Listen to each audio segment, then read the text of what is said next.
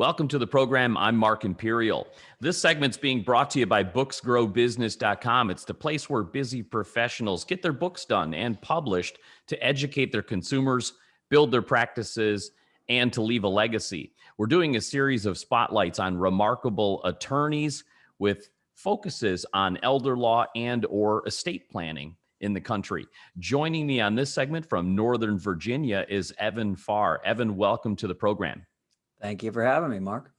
I know it's a broad topic, so please tell us about your areas of focus and specifically the types of clients that you like to help. Sure. Well, in my estate planning practice, we help clients of all ages from 18 on up.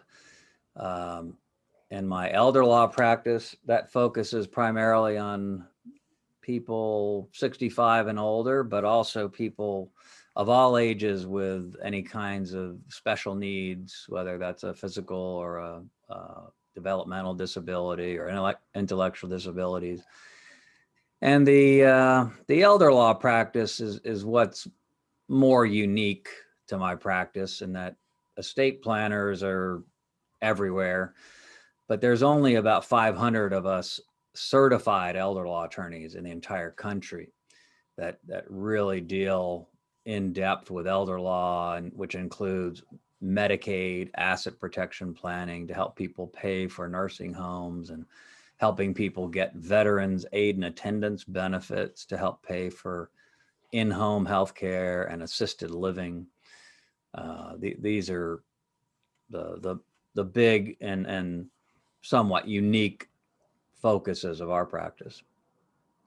We recognize that there's been a need. I've been eager to share the information on elder law because it's a relatively newer evolution of estate planning. Could you tell us a little bit about why it came about and what are the biggest challenges that elder law is helping to solve?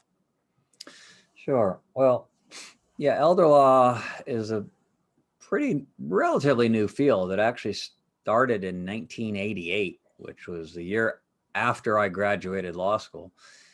So there was no elder law when I went to law school. And a year later, a bunch of attorneys got together, created the National Academy of Elder Law Attorneys, which is still the organization that all elder law attorneys belong to. And a few years after that, an offshoot was created called the National Elder Law Foundation, which is the organization that certifies elder law attorneys. Again, there's only about 500 of us certified in the entire country because it's a very complex certification process. It's a 5-year period followed by a full day exam, which has like a 20 to 30% pass rate. So it's elder law is actually the most complex area of law we have in our country right now, which is why there's so few of us. And why it came about was the aging of the population.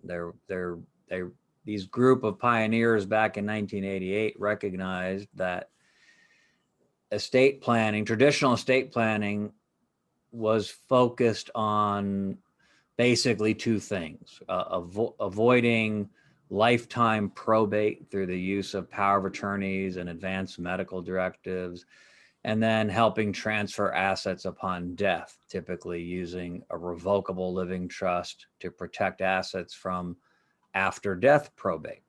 But estate planning per se doesn't help anybody if they wind up going broke paying for nursing home care or assisted living care, and they die owning no assets.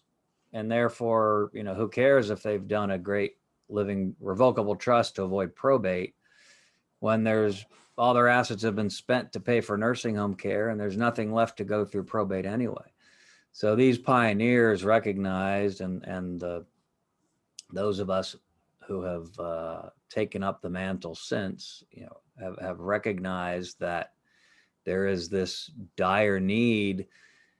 As far as I'm concerned, whenever we do estate planning for anyone, say above age 50, you can't simply ignore the possible need for long-term care, given that there is such a high likelihood that, people after 70, or rather after age 65, face a 70% chance of needing long-term care.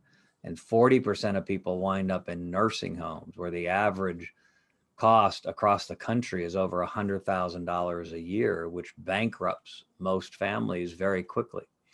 So to just do estate planning, I realized this about 20 years ago, having done just estate planning for the first 14 years or so of my practice, I realized that to be able to properly serve my aging clients, I needed to also understand elder law, and hence I studied the topic and have since become one of the new pioneers and one of the leading experts in the country, and teach other courses to other attorneys throughout the year to pass my knowledge along to help the newer generation of elder law attorneys that are coming up and learning behind me. That's a really great clarification between estate planning and elder law, and how the two, work together. There's that expression that people don't know what they don't know. I'd imagine with the lack of information out there and the broad sense of knowledge of the field, what are some things that that people should ask when they start to talk to you about the subject that they just don't know enough to ask? What are the most important things that you feel you should let people know about? Sure. Well, what people should be asking, and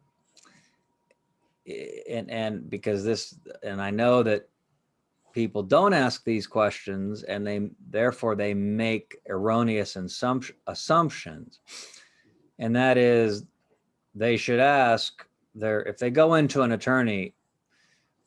Most clients who think of estate planning, they go to an attorney, whether it's an estate planning attorney or a general practice attorney who does estate planning, and they say, I want to do a will, or I want to update my will.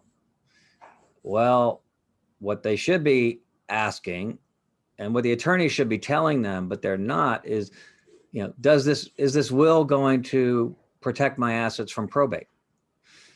Because the answer is no. Wills don't avoid probate. Wills put assets through probate.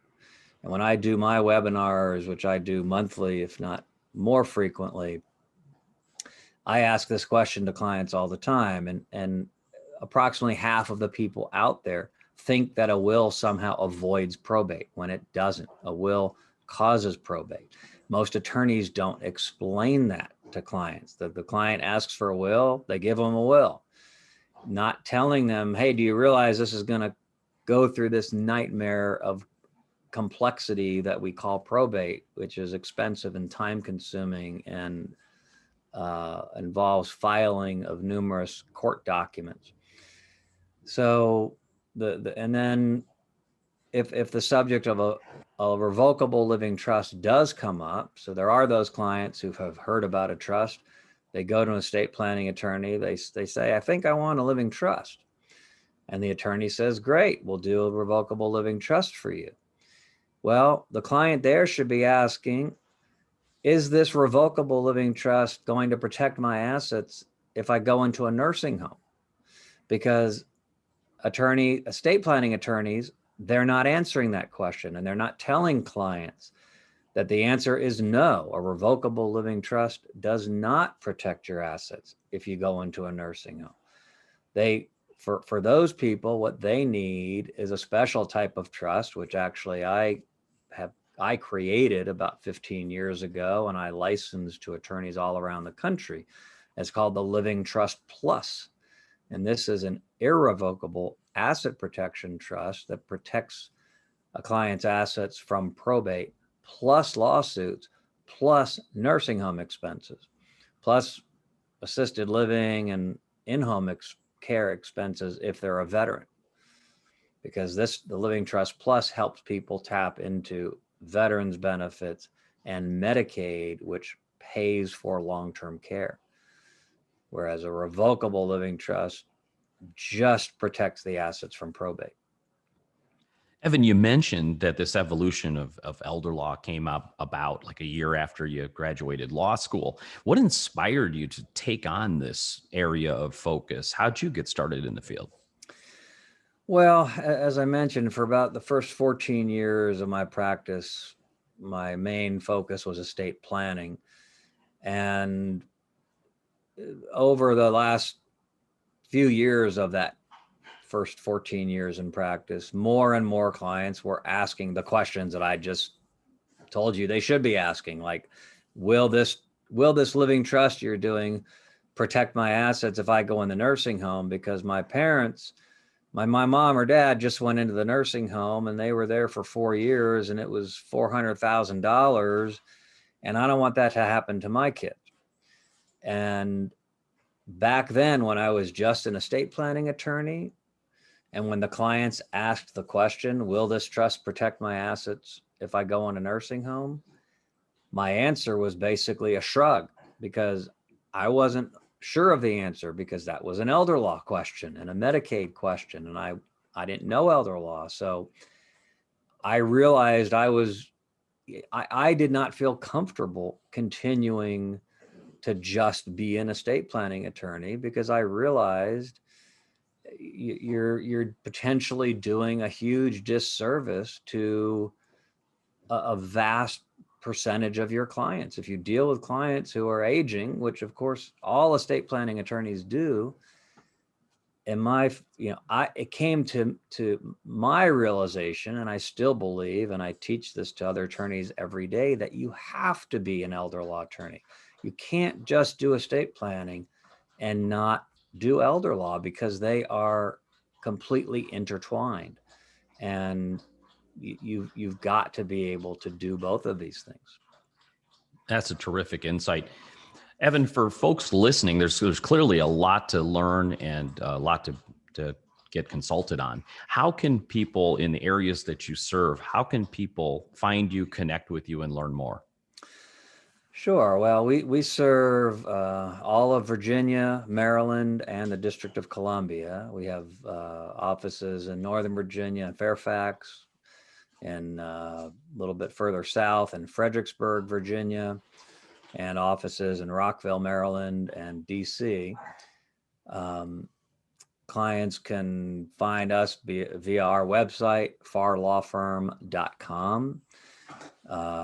They can call us. Our toll-free number is 1-800-399-FAR, which is 1-800-399-3277.